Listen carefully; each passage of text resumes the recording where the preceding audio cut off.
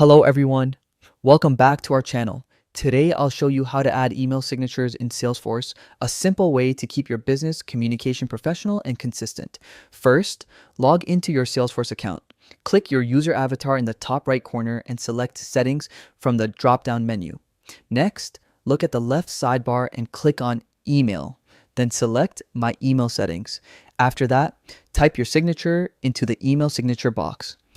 A good format includes your full name, job title, company name, and contact info like phone number or email.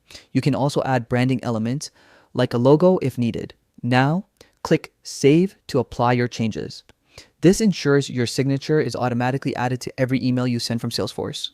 To complete, remember that your signature will appear on emails sent directly from records using the Send Email function. And that's it. You've just added an email signature in Salesforce that reinforces your brand and keeps your messaging consistent.